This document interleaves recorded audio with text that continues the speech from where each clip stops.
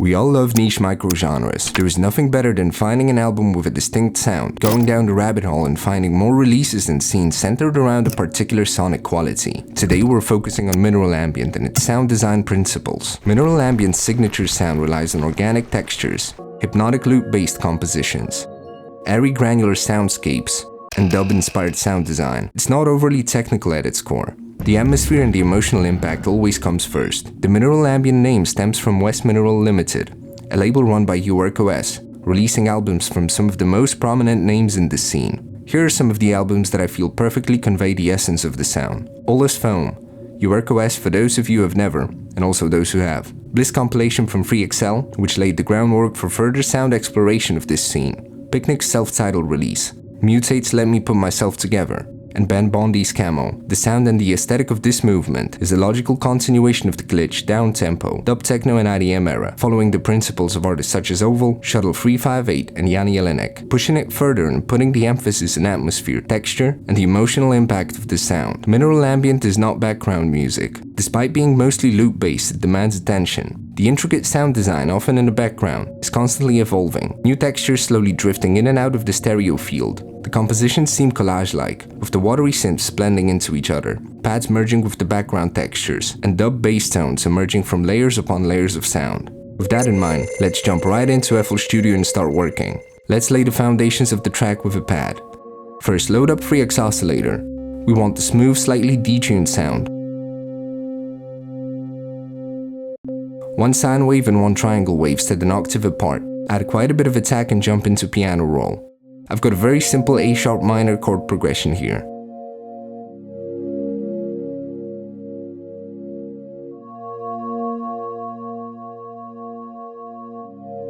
Now it's time to add texture to the sound. First on the list is the multi-band delay. It's going to create motion using the morph option to automate the individual band's movement. Set it to linear phase mode. Click the key pitch option. Set the scale to the upper regions and add some feedback. Now in each bank, choose a different band shape so that we can manipulate it using the morph knob. Assign a rather slow LFO to the morph knob to have constant movement.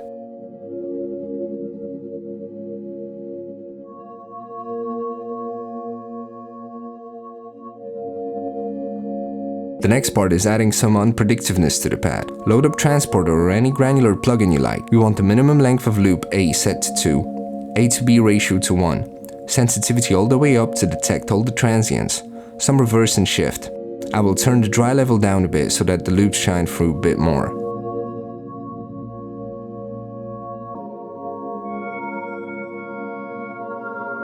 Time for some more texture. Load up vocodecs, set it to auto vocoding.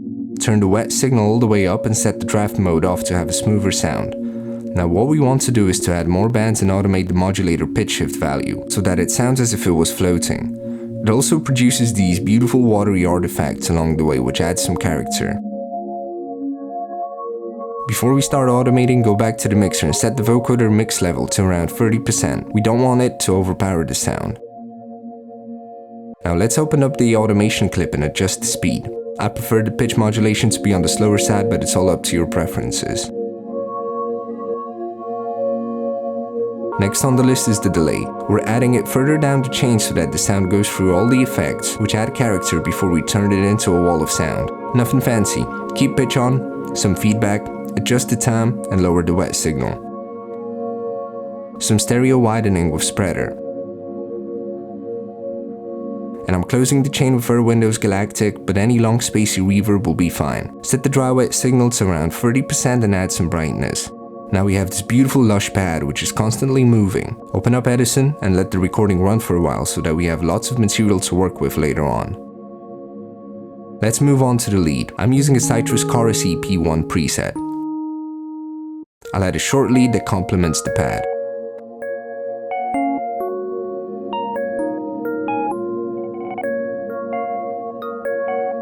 Now let's route it to the same mixer track as the pad and adjust the effect chain. First thing is decreasing the multi-band delay's feedback to make the lead sharper, while still getting these underwater artifacts. The next step is decreasing the sensitivity of the transporter so it doesn't catch every single transient, and lowering the loop volume levels a bit so that it doesn't get lost in the mix, and add a slight negative spread value to get a more interesting stereo image.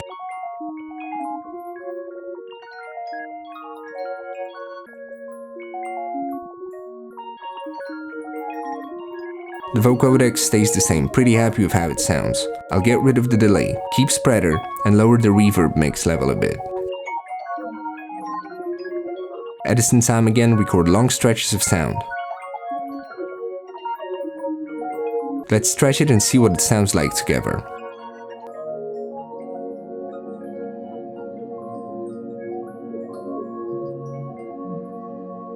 We're slowly going somewhere with this. Let's add 2 more lead variations.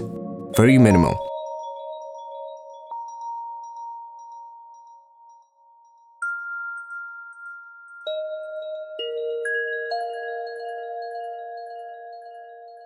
Two different sharp sounding presets with lots of space between the notes.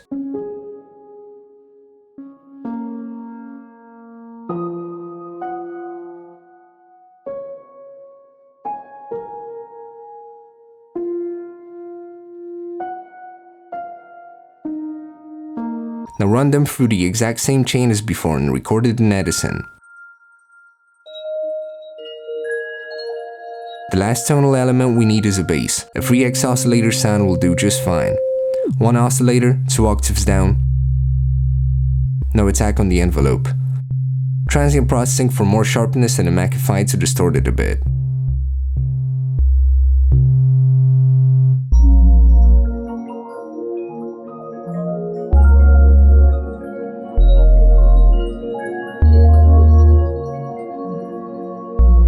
Now that we have all the tonal elements, it's time to arrange it. I decided that the pad and the original lead will be 2 elements that constantly stay in the background.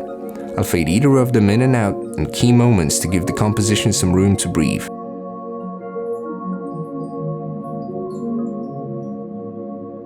The bell will definitely benefit from some stretching. I don't really want it to be overly pushy, I'll just let it float on top of the pad and the lead. When the bell parts are not playing, I'll put the piano there to fill in the space, which at the same time changes the atmosphere of the track.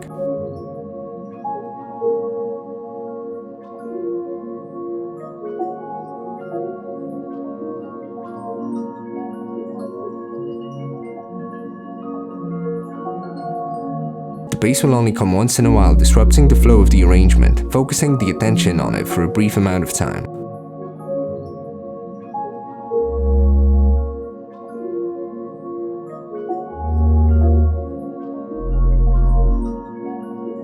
Let's add some field recordings. Here are 3 backgrounds that I'm going to use for this track.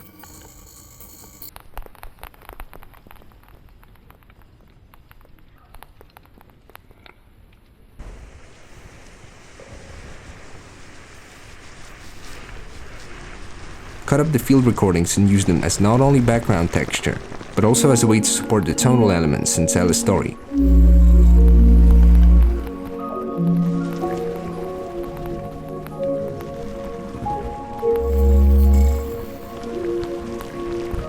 Now we'll work on the arrangement a bit, do some mixing, and come back in a second with a full track.